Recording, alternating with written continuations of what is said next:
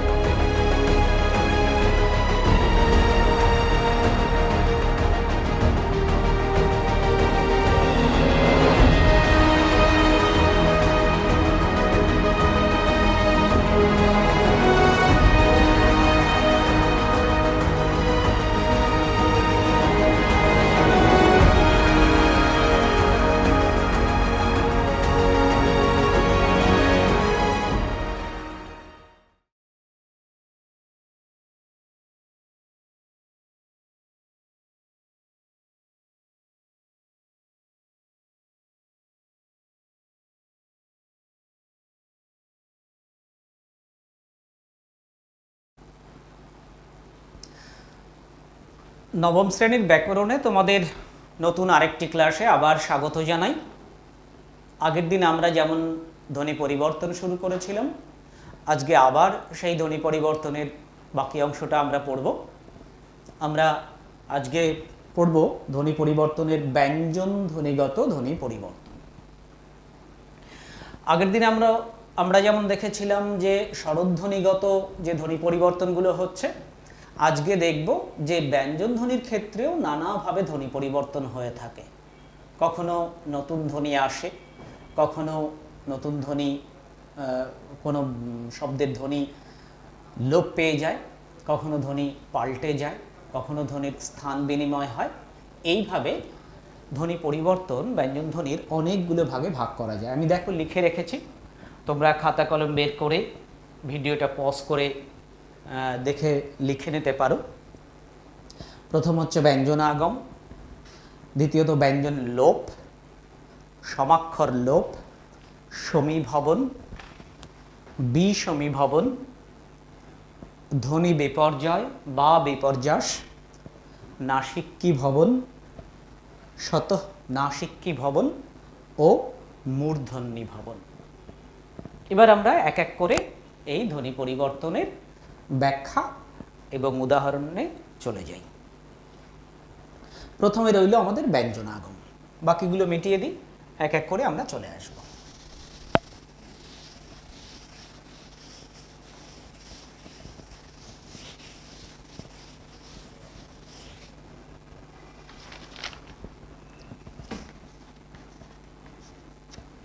ব্যঞ্জন আগম,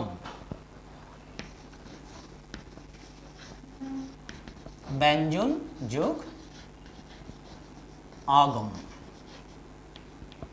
অর্থাৎ কোনো শব্দে যদি নতুন কোনো ব্যঞ্জন ধ্বনির আগমন ঘটে, ধ্বনি পরিবর্তনের সেই নিয়মকে বলা হয় ব্যঞ্জনাগম।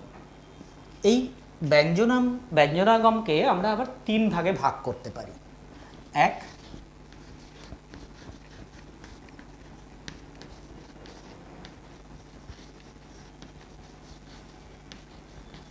আদি ব্যঞ্জনাগম, দুই, মধ্য ব্যঞ্জনাগম, তিন, অন্ত ব্যঞ্জনাগম। আদি ব্যঞ্জনাগম অর্থাৎ কোনো শব্দের আদি বা শুরুতে যদি ব্যঞ্জন ধ্বনির আগমন ঘটে, তখন তাকে বলা হয় আদি ব্যঞ্জনাগম। যেমন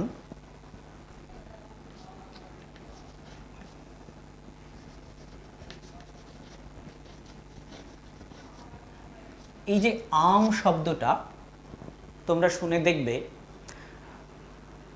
কামরূপী উপভাষা বা রাজবংশী উপভাষায় যারা কথা বলে, শব্দের শুরুতে যদি অ থাকে সেইখানে অতিরিক্ত একটা রয়ের উচ্চারণ করে। যেমন আমকে রাম, এই যে অয়ের আগে, আয়ের আগে একটা র অতিরিক্ত এলো, এটা হচ্ছে আদি ব্যঞ্জনাগম। আবার ঠিক আশুবাবু, তাকে এই কামরূপী উপভাষায়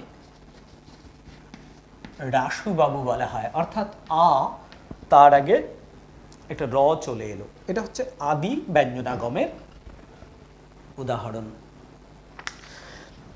এবার আমরা চলে আসি মধ্য ব্যঞ্জনাগম। শব্দের মাঝখানে অনেক সময় ব্যঞ্জন ধ্বনির আগমন ঘটে, যেমন অম্ল। এই অম্ল শব্দটা, অম্ল মানে টক, এই অম্ল শব্দটা অনেকের উচ্চারণ করেন অম্বল। দেখো এই ম এবং ল, ম এবং লয়ের মাঝখানে একটা ব চলে এসেছে।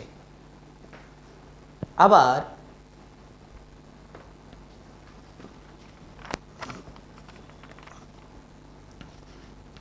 চা যোগ এর সমান সমান চায়ের। এখানে দেখো চা এবং এর, এই এ এবং চা এর মাঝখানে একটা অন্তস্থ অ চলে এসেছে। এই অন্তস্থ অ কিন্তু একটা ব্যঞ্জন ধ্বনি, যদিও এই যে ব এবং অ, এটি অন্য নামেও আমরা চিনি। ধ্বনির মাঝখানে যদি ব আসে তখন তাকে বলা হয়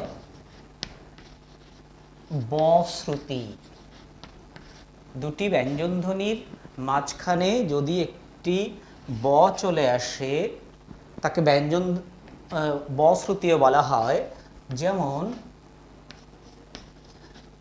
যাওয়ার, এইখানে একটা ব যাবার আমরা লিখে থাকি, এবং ঠিকই একই রকমভাবে চা যোগ এর এই যে মাঝখানে অন্তস্থ অ এসেছে, এটা কিন্তু অন্তস্থ অ শ্রুতির উদাহরণ, এটাকে অশ্রুতিও বলা হয়।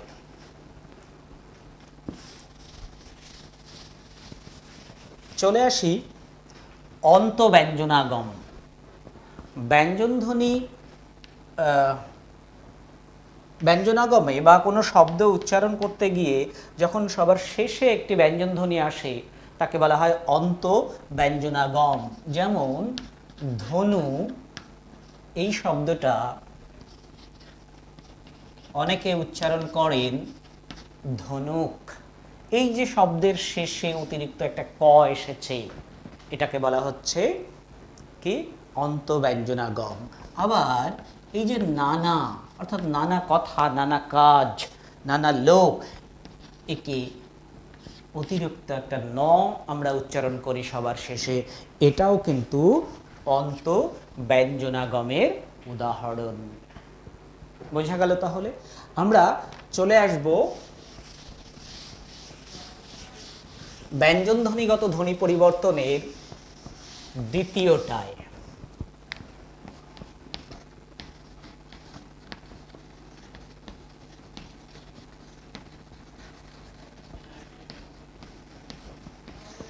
ব্যঞ্জন লোপ। ব্যঞ্জন যেমন আগমন ঘটে, অনেক সময় শব্দ থেকে ব্যঞ্জন ধ্বনি লুপ্ত হয়ে যায়। কখনো শুরু থেকে লুপ্ত হয়, কখনো মাঝখান থেকে লুপ্ত হয়, কখনো শেষ থেকে লুপ্ত হয়। তাহলে ব্যঞ্জন লোপের সংজ্ঞা যদি আমরা বলি, যখন কোনো শব্দের শুরু বা প্রথম, মাঝখান এবং শেষ থেকে ব্যঞ্জন ধ্বনি লুপ্ত হয়ে যায়, ধ্বনি পরিবর্তনের সেই রীতিকে বলা হয় ব্যঞ্জন লোপ। এরও আবার তিনটি ভাগ: আদি ব্যঞ্জন লোপ,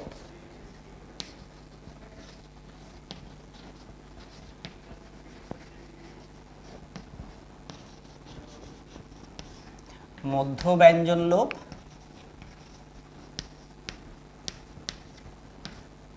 অন্ত ব্যঞ্জন লোপ। আদি ব্যঞ্জন লোপ কাকে বলা হয়? যখন শব্দের আদি বা শুরু থেকে ব্যঞ্জন ধ্বনি লুপ্ত হয়ে যায় বা উঠে যায়, ধ্বনি পরিবর্তনের সেই রীতিকে বলা হয় আদি ব্যঞ্জন লোপ। মধ্য ব্যঞ্জন লোপ কাকে বলা হয়? কোনো শব্দের মাঝখান থেকে যদি কোনো শব্দ উঠে যায় বা ধ্বনি উঠে যায়, তাহলে তাকে বলা হয় মধ্য ব্যঞ্জন লোপ। এবং কোনো শব্দের অন্ত বা শেষ থেকে যদি ব্যঞ্জন ধ্বনি বিলুপ্ত হয়ে যায় বা লুপ্ত হয়ে যায় বা লোপ পায়, ধ্বনি পরিবর্তনের সেই রীতিকে বলা হয় অন্ত ব্যঞ্জন লোপ। এবার আমরা উদাহরণগুলো দেখে নিই।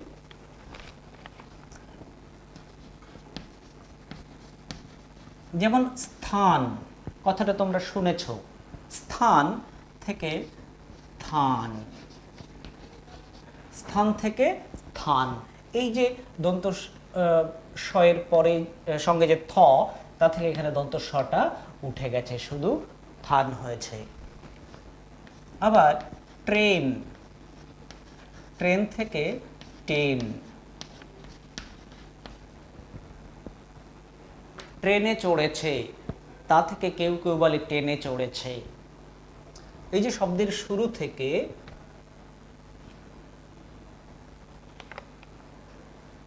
যখন ব্যঞ্জন ধ্বনি বিলুপ্ত হয়ে যাচ্ছে, সেটা হচ্ছে আদি ব্যঞ্জন লোপ। দ্বিতীয়ত হচ্ছে মধ্য ব্যঞ্জন লোপ। মধ্য ব্যঞ্জন লোপ কি? যখন শব্দের মাঝখান থেকে ব্যঞ্জন ধ্বনি বিলুপ্ত হয়ে যাচ্ছে বা লোপ পাচ্ছে, তাকে বলা হচ্ছে মধ্য ব্যঞ্জন লোপ। যেমন ফাল্গুন, তা থেকে এই লটা বিলুপ্ত হয়ে আমরা বলে থাকি ফাগুন। এটা মধ্য ব্যঞ্জন লোপের উদাহরণ। এবার দেখো অন্ত ব্যঞ্জন লোপ।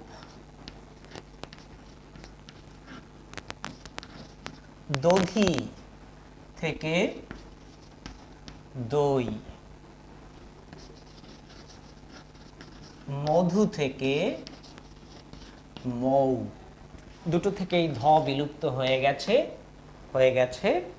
দই, মধু হয়ে গেছে মৌ।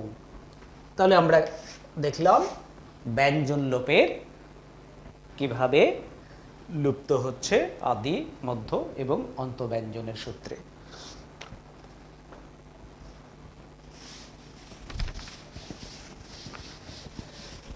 এই ব্যঞ্জন লোপ, ব্যঞ্জন ধ্বনি পরিবর্তনের ঠিক একই রকম আরেকটা আছে, সেটা হচ্ছে সমাক্ষর লোপ। সেটাও এক ধরনের ব্যঞ্জন ধ্বনি লোপ, কিন্তু একটু ভিন্ন।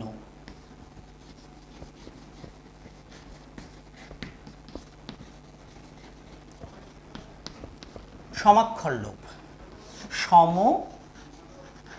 যোগ অক্ষর, সমযোগ অক্ষর, অর্থাৎ একই অক্ষর যখন লোপ পাবে কোনো শব্দ থেকে, তখন ধ্বনি পরিবর্তনের সেই নিয়মকে আমরা বলবো সমাক্ষর লোপ। যেমন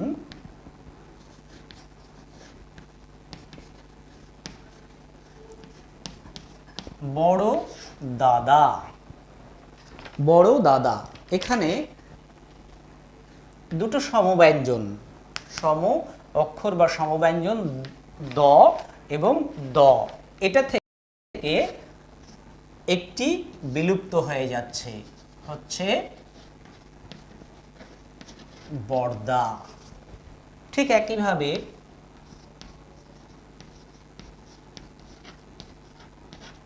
ছোট কাকা থেকে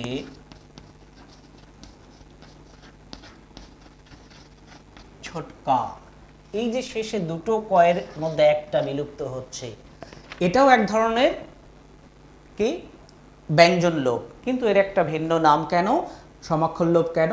কারণ দুটো একই রকম অক্ষর থাকছে, দ এবং দ এর মধ্যে একটা দ বিলুপ্ত হয়ে একটা দ রয়েছে, দুটো ক ছিল, তার মধ্যে একটা ক বিলুপ্ত হয়েছে, ছোট কাকা থেকে ছোটকা, বড় দাদা থেকে বড়দা। একই রকম অক্ষর লুপ্ত হচ্ছে বলে এর নাম হচ্ছে সমাক্ষর লোপ। তাহলে ব্যাপারটা বুঝতে পারলে তোমরা। এর পরের ধ্বনি পরিবর্তনে আমরা চলে আসি।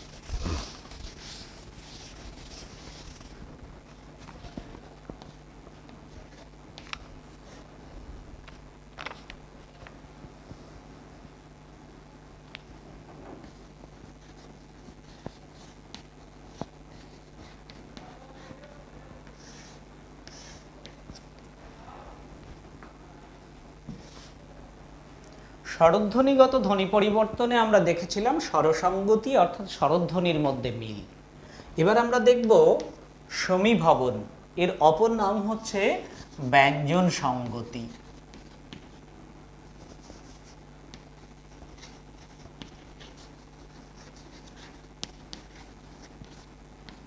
অর্থাৎ ব্যঞ্জন ধ্বনির মধ্যে মিল। সমীভবন, সমী কথাটা সম থেকে এসেছে, আর ভবন মানে হওয়া, অর্থাৎ ধ্বনির সমান হয়ে যাওয়া, ব্যঞ্জন ধ্বনির সমান হয়ে যাওয়া, ব্যঞ্জনের মধ্যে সঙ্গতি বা মিল। উদাহরণগুলো দেখো।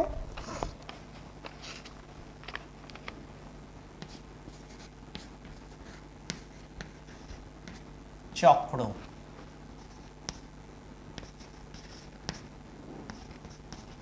দুর্গা। এই যে চক্র, চক্র থেকে কেউ কেউ বলছে চক্র, দুর্গা থেকে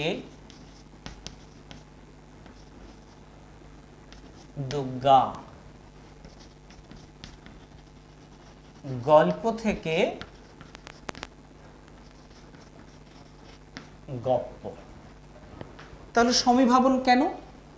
সমীভবন মানে আমি বললাম সমান হওয়া, ব্যঞ্জন সঙ্গতি মানে ব্যঞ্জন ধ্বনির মধ্যে মিল। এখানে চক্রতে একটা ক এবং রফলমনে একটা র ছিল, একটা ক একটা র, দুটো আলাদা আলাদা ব্যঞ্জন ছিল। চক্র বলতে গেলে দুটোই ক হয়ে গেল, রটা পাল্টে ক হয়ে গেল। আবার দুর্গাতে এই যে গ এ রেফ, একটা র একটা গ, দুটোই গ হয়ে গেল। গল্পতে একটা ল ছিল একটা প ছিল, দুটোই প হয়ে গেল। তাহলে এই যে ভিন্ন ভিন্ন ব্যঞ্জন যখন একই ব্যঞ্জনে পরিণত হয়, ধ্বনি পরিবর্তনের এই রীতিকে বলা হয় সমীভবন। তাহলে যদি সংজ্ঞা লিখতে বলা হয় তাহলে তোমরা কি লিখবে বা কি বলবে? যে কোনো শব্দে যদি ভিন্ন ভিন্ন ব্যঞ্জন থাকে, উচ্চারণের সময় সেই ব্যঞ্জনগুলি যদি একই ব্যঞ্জনে পরিণত হয়, ধ্বনি পরিবর্তনের এই রীতিকে বলা হয় সমীভবন বা ব্যঞ্জন সঙ্গতি। এর আরেকটি নাম আছে সমীকরণ। এবার এর আবার তিনটি ভাগ রয়েছে।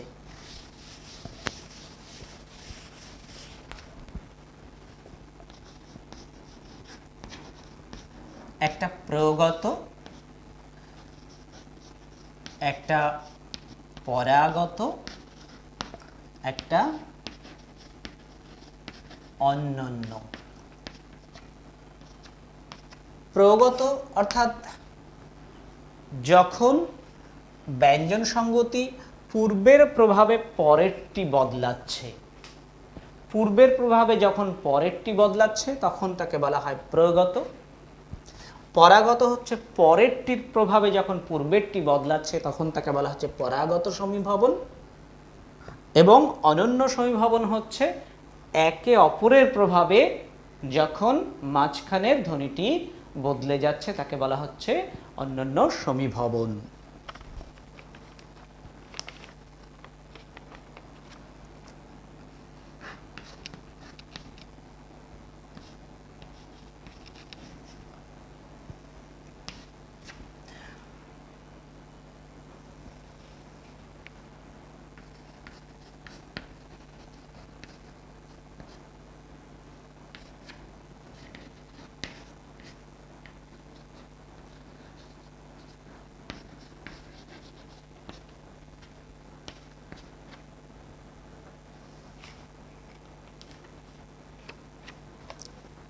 দেখো প্রগত সমীভবন আমি উদাহরণ লিখেছি পদ্ম, এটা সংস্কৃত ভাষায় প দয় ম, কিন্তু আমরা বাংলায় সেইভাবে উচ্চারণ করি না পদ্ম, তা থেকে বাংলায় আমরা বলি পদ্ম। তাহলে এই যে প্রথমে ছিল দ, পরে ছিল ম, আমি প্রগত বলেছিলাম প্রথম ব্যঞ্জন ধ্বনির প্রভাবে যখন দ্বিতীয় ব্যঞ্জন ধ্বনিটি বদলে যায় ধ্বনি পরিবর্তনের সেই নিয়মকে বলা হয় প্রগত সমীভবন বা প্রগত ব্যঞ্জন ধ্বনি। এখানে প্রথমে ছিল দ, পরে ছিল ম, প্রথমটার প্রভাবে পরের ম দ হয়েছে, এটা হচ্ছে প্রগত সমীভবন। পরাগত সমীভবন কি বললাম, যেটা পরেরটার প্রভাবে আগেরটা পাল্টে যাবে। গল্প, গ ল প, পটা রয়েছে শেষে, তাহলে এটা হয়ে যাচ্ছে গপ্প। এই যে প ছিল পরে আগে ল, পরেরটার প্রভাবে ল প্রথমে ছিল তাকে পাল্টে প করে নিয়েছে। তাহলে পরাগতটা দেখলে, এবার তোমরা অন্যান্য সমীভবন অর্থাৎ একে অপরের প্রভাবে যখন মাঝখানে একটি নতুন ধ্বনির মধ্যে সমতা সৃষ্টি হচ্ছে তাকে বলা হচ্ছে অন্যান্য সমীভবন। যেমন উত যোগ শ্বাস, তা থেকে উচ্ছ্বাস। উত এখানে খণ্ডত আর এখানে তালব্য স দেখো আছে, তাহলে এই যে তালব্য স আর খণ্ডত দুটো একসঙ্গে হয়ে চ এবং ছ, চ এবং ছ কিন্তু পাশাপাশি ধ্বনি এবং উভয়ের মধ্যে উচ্চারণের অনেকটাই মিল আছে। তোমরা ব্যঞ্জন ধ্বনির ক্ষেত্রে তালব্য ধ্বনি দেখেছো যে চ এবং ছ পাশাপাশি, তাই এদের মধ্যে ত এবং স ছিল, মিল হয়ে চ ছ বা একই রকম ধ্বনিতে পরিবর্তন হয়েছে। এটা হচ্ছে অনন্য সমীভবনের উদাহরণ।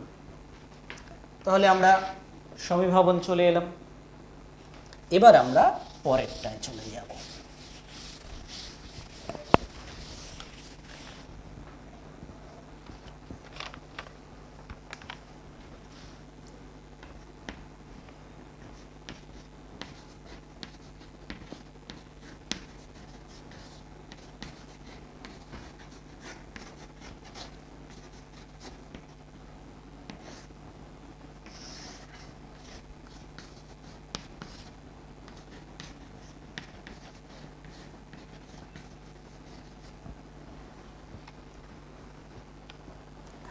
ধ্বনি বিপর্যয় বা বিপর্যাস। এখানে ধ্বনি বিপর্যয় শুনছ, তোমরা প্রাকৃতিক বিপর্যয়ের কথা শুনেছ তাই না? প্রাকৃতিক বিপর্যয় হলে কি হয়, আমাদের সমস্ত প্রকৃতির যে স্বাভাবিক ছন্দ থাকে সেটা এলোমেলো হয়ে যায়, আমাদের জীবনযাত্রা এলোমেলো হয়ে যায়। ঠিক এই ধ্বনি পরিবর্তনেও যখন ধ্বনি বিপর্যয় বা বিপর্যাস ঘটে, সেটাও কিন্তু শব্দের অন্তর্গত ধ্বনিগুলো পরস্পরের মধ্যে স্থান বিনিময়। দেখো উদাহরণ লিখছি,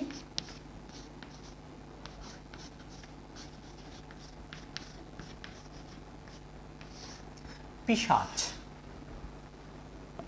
এই শব্দটাকে অনেকে উচ্চারণ করে থাকেন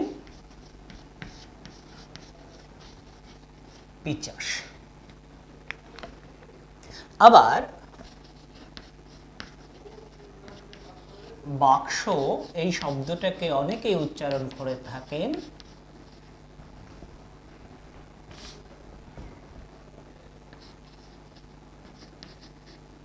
বাষ্প।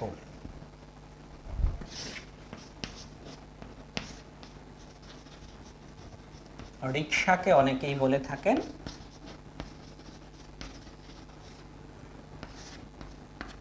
রিস্কা। তাহলে দেখো, পিশাচে তালব্য স মাঝখানে, চ শেষে, তা থেকে এই যে এইটা যখন কেউ বলে পিচাস বলে, তখন স এবং চ পরস্পরের মধ্যে কি করেছে, জায়গা বদল করে নিয়েছে, অর্থাৎ জায়গা তারা এলোমেলো করে নিয়েছে। প্রাকৃতিক বিপর্যয় হলে প্রকৃতিতে যেমন স্বাভাবিক ছন্দ এলোমেলো হয়ে যায়, ঠিক ধ্বনি পরিবর্তনে ধ্বনি বিপর্যাস বা ধ্বনি বিপর্যয় যখন হয় তখন ব্যঞ্জন ধ্বনিগুলো পরস্পরের মধ্যে স্থান বদল করে। ঠিক একইভাবে রিক্সা, অনেকেই এটাকে কি বলে, রিস্কা। তালব্য স এবং ক পরস্পরের মধ্যে জায়গা বদল করেছে। আর এখানে বাক্স, প্রথমে ছিল ক, পরে ছিল স, কেউ কেউ বলে এটাকে বাস্ক। আবার বাতাসাকে কেউ কেউ বলে বাসাতা। তাহলে বোঝা গেল কি, তাহলে ধ্বনি বিপর্যয় সংজ্ঞাটা আমরা কিভাবে বলবো? যখন কোনো শব্দের মধ্যে অবস্থিত পরস্পর ব্যঞ্জন ধ্বনিগুলো একে অপরের মধ্যে স্থান বিনিময় করে, ধ্বনি পরিবর্তনের সেই রীতিকে ধ্বনি বিপর্যয় বা বিপর্যাস বলে। বোঝা গেল ব্যাপারটা? এবার আমরা চলে আসি পরের ধ্বনি পরিবর্তনে।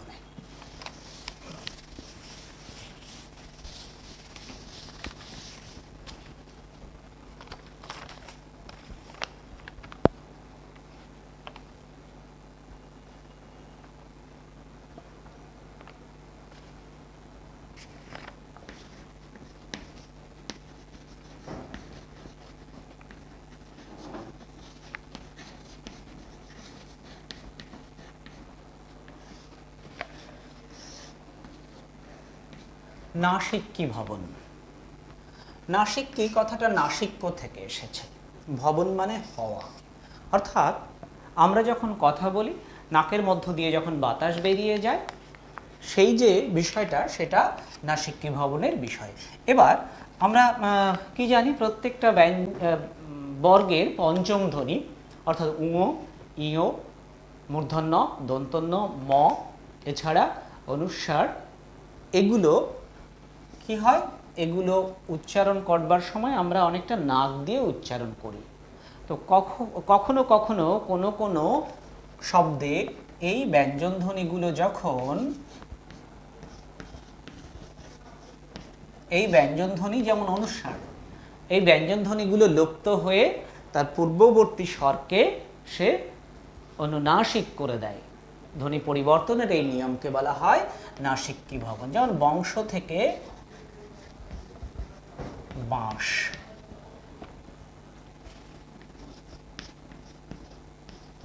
হংস থেকে হাঁস,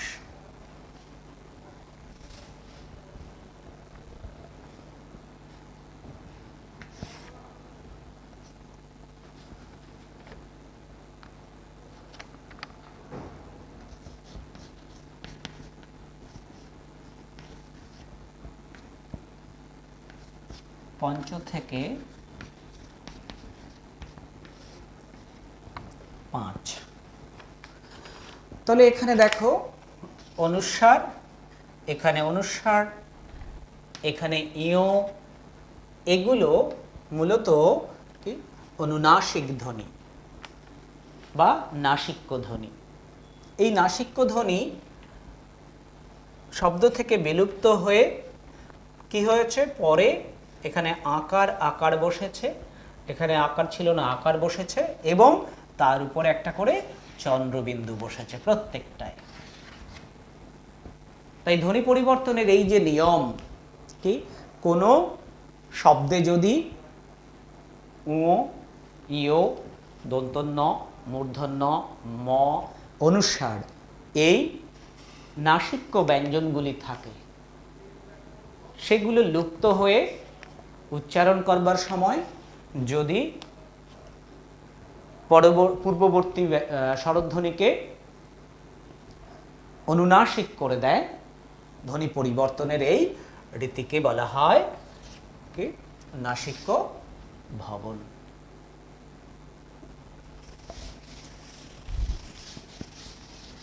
এরপরে ধ্বনি পরিবর্তনে আমরা চলে আসি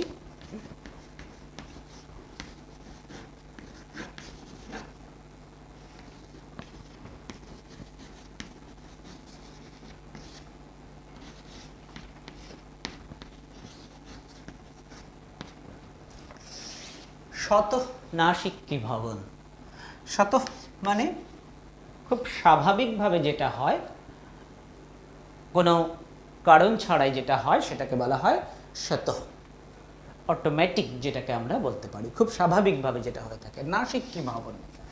এর আগে আমরা নাসিক্যি ভবন দেখেছিলাম শব্দে যদি নাসিক্য ব্যঞ্জন থাকে সেই নাসিক্য ব্যঞ্জন লুপ্ত হয়ে পূর্ববর্তী স্বরকে অনুনাসিক করে দিচ্ছে।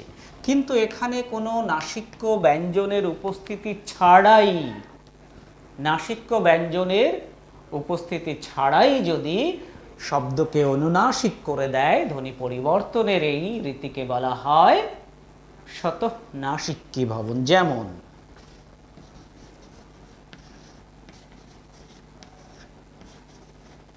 তোমরা শুনেছ পুস্তক, পুস্তক মানে বই, কিন্তু এই পুস্তক থেকে এসেছে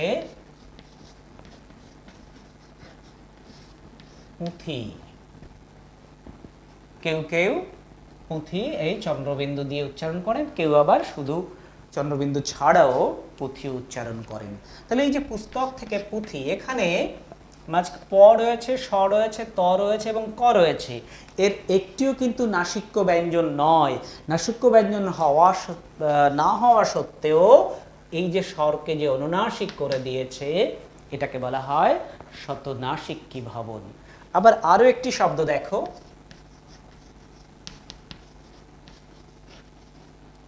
পেচক মানে পেঁচা।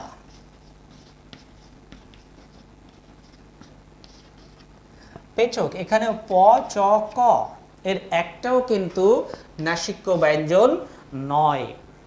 তা সত্ত্বেও ধ্বনি পরিবর্তনে এই কি স্বরকে অনুনাসিক করে চন্দ্রবিন্দু করেছে, তাই এটাকেও বলা হয় শতনাসিক্যীভবনের উদাহরণ।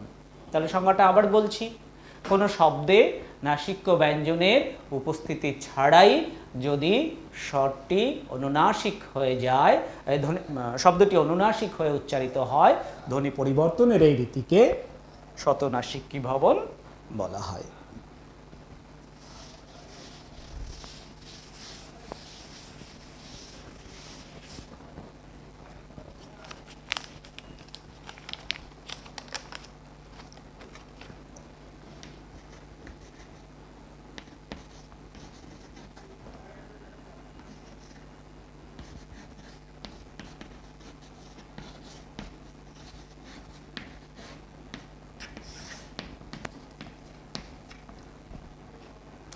মূর্ধন্যীভবন। কোনো শব্দে দন্তব্যঞ্জন, কোনো শব্দে দন্তব্যঞ্জন যদি মূর্ধন্য ব্যঞ্জনে পরিণত হয় উচ্চারণের সময়, ধ্বনি পরিবর্তনের সেই রীতিকে বলা হয় মূর্ধন্যীভবন। যেমন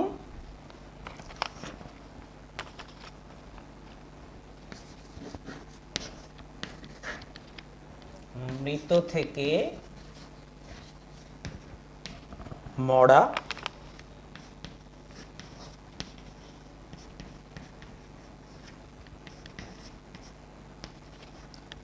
উড্ডিন, উৎ যোগ ডিন থেকে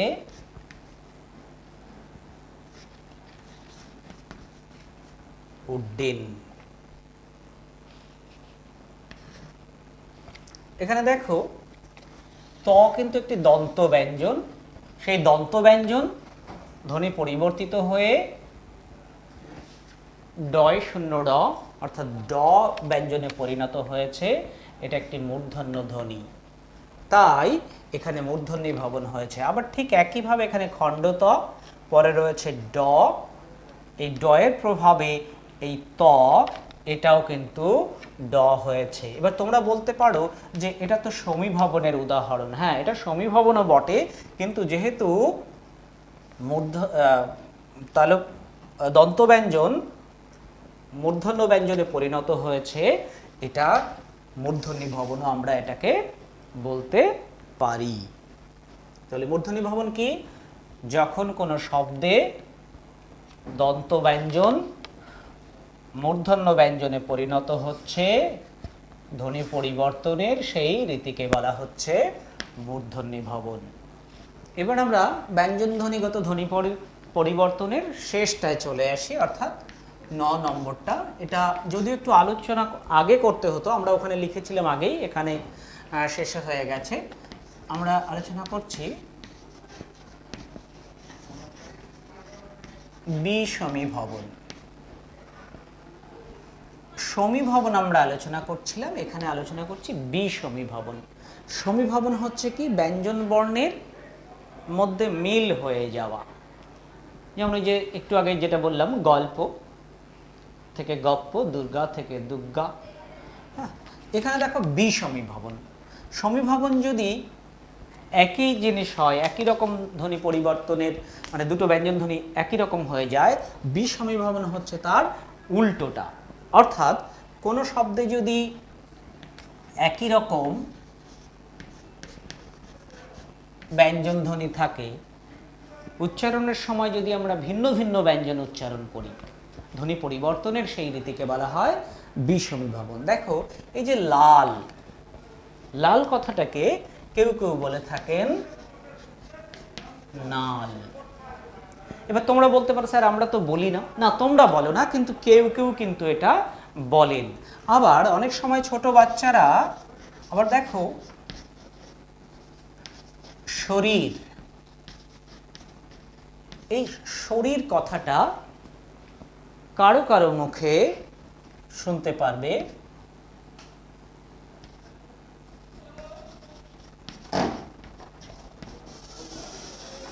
শরীর। এটাও কিন্তু কি বিষমীভবনের উদাহরণ। অর্থাৎ এই যে শব্দে দুটো সমান অর্থাৎ একই ব্যঞ্জন ধ্বনি ছিল, দুটো র ছিল, মাঝেও র ছিল, শেষেও র ছিল, অথচ ধ্বনি পরিবর্তন করে একটা র একটা ল, অর্থাৎ এই যে শেষের র দুটো একই ব্যঞ্জনের থেকে আলাদা একটা ব্যঞ্জন চলে এলো। যেমন করে উপরে দুটোই ল ছিল, তা থেকে একটা ন একটা ল, অর্থাৎ এই একই রকম ব্যঞ্জন ধ্বনি থেকে একটা পাল্টে গেল। এটা হচ্ছে বিষমীভবনের উদাহরণ। সংজ্ঞাটা আবার বলছি, যখন কোনো শব্দে একই রকম ব্যঞ্জন ধ্বনি থাকবে, উচ্চারণের সময় যদি ভিন্ন ভিন্ন ব্যঞ্জন ধ্বনিতে উচ্চারিত হয়, তাহলে ধ্বনি পরিবর্তনের সেই রীতিকে বলা হয় বিষমীভবন। বোঝা গেল? এবার আরও যে কয়েকটা কথা না বললেই নয়, সেটা হচ্ছে তোমাদের মনে প্রশ্ন থাকতে পারে,